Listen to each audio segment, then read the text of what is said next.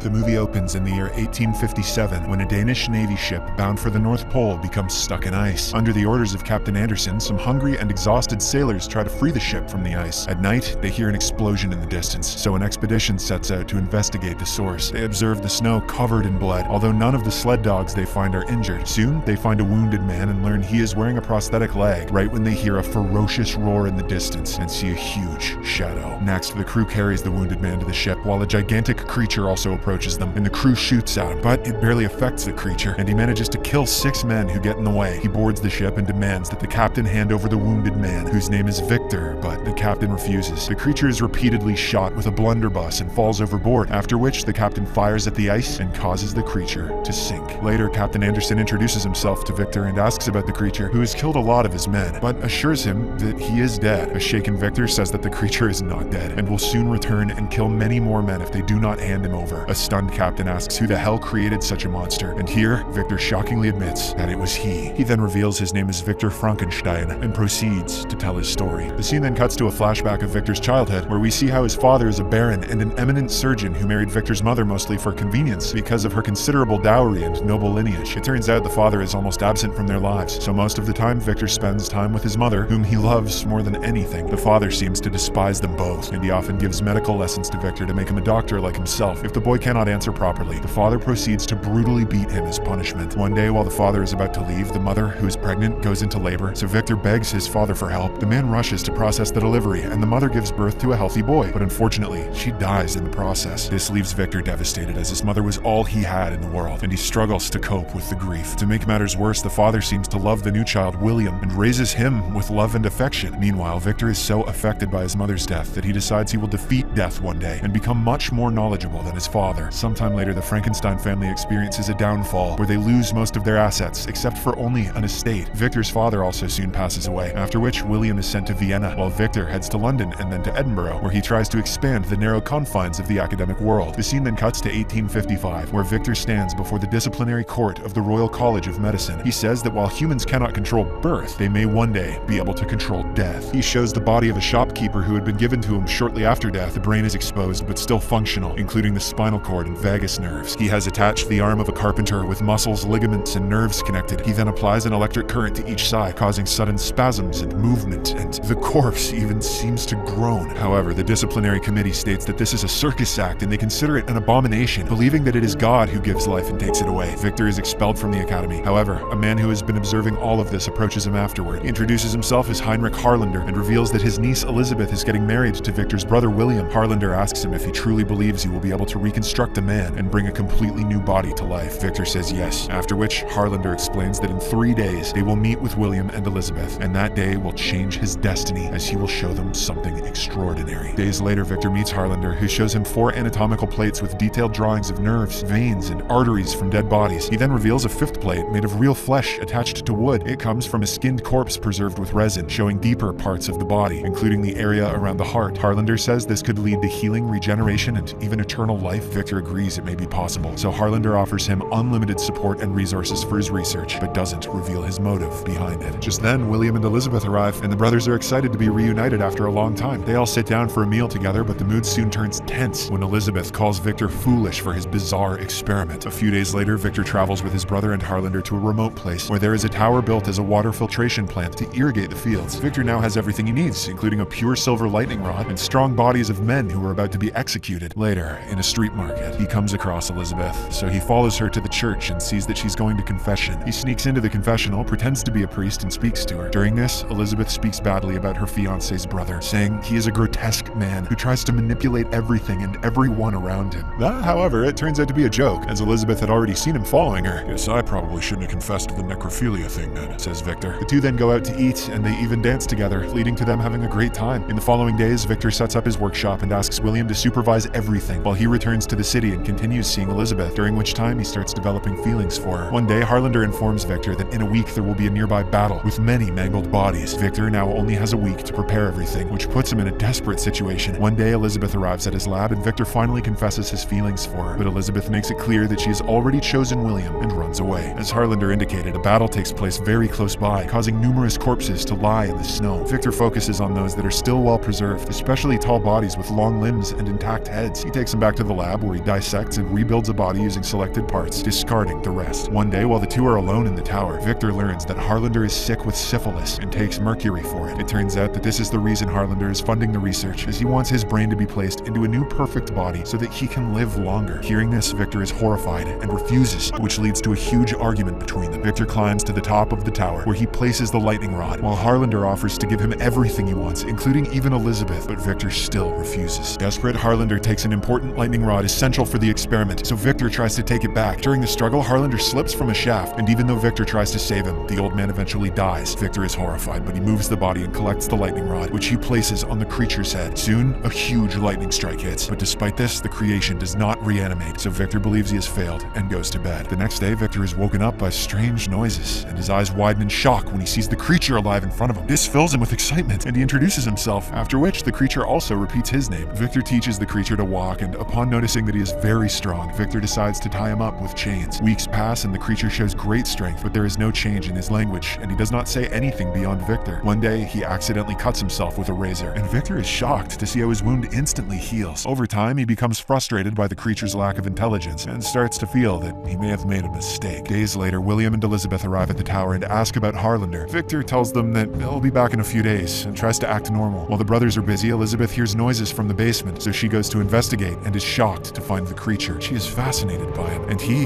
is also stunned, as he has never seen a woman before. She then shows him her face and lets him see her delicate hands, while she inspects his scars. Later, Elizabeth confronts Victor about the strange man in the basement, so he explains to her and William that this is his creation. He explains that the creature is strong and aggressive, so he is chained up for the safety of everyone. That evening, Elizabeth again arrives at the basement to meet the creature, during which he gives her a leaf as a gift. She says his name and asks him to repeat it, and he does so, but only after she leaves. Later, Victor becomes jealous that Elizabeth went to see him again and tells her she should not approach him, as he does not have intelligence, but she believes that his spirit may be purer than the common man, and says that she saw pain in his eyes, which is proof of intelligence. Later, Victor goes to see the creature and tries to teach him things, but when the creature does not respond, Victor begins brutally hitting him like his father used to do to him. In the end, the creature becomes so angry that he grabs the rod and brutally bends it, which scares Victor. He then goes to see William and says that the creature is so dangerous that he killed Harlander, and even shows the dead body. William is shocked, while Victor says he does not want Elizabeth to know this, so he begs his brother to take her away. The next day, William says they must leave immediately for Vienna for some work and takes Elizabeth away from there. After they leave, Victor decides to destroy the whole tower, so he pours gasoline everywhere and prepares to burn it down. Elsewhere, Elizabeth tells William that she has a terrible feeling and asks him to turn the carriage around. Meanwhile, Victor sets the tower on fire while the creature cries for help and repeatedly says Victor. When Victor goes outside, he suddenly feels guilty and decides to go back, but when he opens the door, a burst of fire throws him outside and he loses his leg. Just then, William and Elizabeth arrive right as the tower explodes, leaving them horrified. The scene then cuts to the present, where Victor finishes telling his story to Captain Anderson. Right when the creature bursts in with anger, he grabs the captain, who tells him to go ahead and kill him, which confirms his creator's story. The creature then realizes that Victor has told his side of this story, so he also decides to tell his side as well. The scene then cuts to a flashback of the fire, during which the creature shouts Victor's name and begs for help, but to no avail. He manages to pull out the bar to which the chains were attached, after which he leaves and slides down a stream of water. Later, he wakes up on a shore, after which he heads into the woods and wears clothes found on dead people. He encounters some hunters who proceed to shoot him, but the creature is instantly healed by the shots and soon arrives at a nearby farm to hide. There, the creature takes shelter in the mill gears of a farm and watches a family where a blind old man interests him the most. The old man often teaches his granddaughter, which the creature observes, and through this, slowly learns how to speak. He wants to be a part of that family, so he begins helping them by gathering firewood and building a pen for their sheep. The family are amazed by this and thank their unseen benefactor as the spirit of the forest. The creature becomes their invisible guardian, and they even leave him clothes and bread in gratitude. Moments later, the family decides to head to the mountains to hunt wolves and will return only at the end of winter, but the old man refuses to leave and stays behind. After the family leaves, the creature finally appears in front of the old man, who welcomes him and notices he has difficulty speaking. The old man then touches him and asks if he was the one hiding in the gears of the mill, to which the creature says yes. From that day on, the old man and the creature start living together, sharing the food, fire, and company. The old man often asks him to read for him, so the creature also grabs a book and gradually learns how to read. Sometime later, the creature returns to the remains of the tower, where he finds fragments of Victor's Victor's notebook and realizes that he is not even a real person. He also finds an envelope with Victor's address written on it and a plaque with Elizabeth's image. When the creature returns to the farm, he is shocked to see the house being overrun by several wild wolves, so he rushes inside. The wolves attack him, but he easily manages to fight them off and drive them away. He then approaches the old man, who is badly injured, and during his last moments, the old man tells him he is a good man and a friend. He passes away just as the family returns home and is horrified to see the creature in their house. They begin chasing him and eventually shoot him multiple times, causing the creature to collapse into the snow, but he eventually wakes up days later and notices that his wounds have healed, though he feels more alone than ever, so he decides to visit his creator. The scene then cuts to Victor, who is getting ready for William's wedding and soon arrives at the bridal room. He apologizes to Elizabeth for what happened at the tower, but she angrily slaps him and kicks him out. She then looks at the leaf that the creature gave her and puts it in a book. Elsewhere, Victor notices a huge shadow and calls for the creature to just come out. The creature then appears and says he has come because he cannot live like this forever and needs a companion. However, Victor only mocks him and says it was hard for him to abandon madness, and now it is tempting him again. The creature reminds him that he can neither die nor live, but when Victor shows no compassion, the creature becomes very angry. He throws Victor against a piece of furniture, and the sound is heard by everyone in the hall. Later, Elizabeth arrives in the room and is shocked to see the creature, so she hugs him in excitement. Meanwhile, Victor picks up a gun to shoot the creature, but Elizabeth gets in the way and is hit instead. Just then, William arrives with other men, during which Victor claims the creature attacked her. The men rush to attack the creature, but he easily throws them aside, including William, who suffers a severe blow to his head when he is hit against some furniture. The creature then takes Elizabeth away from there, while Victor notices his brother is gravely wounded and apologizes to him. William then tells Victor that he is the real monster and passes away, leaving Victor devastated. Driven by grief, he grabs a shotgun and sets out to destroy his creation. Elsewhere, the creature brings Elizabeth to a cave where she tells him that she has always longed for something she could not define and that she found it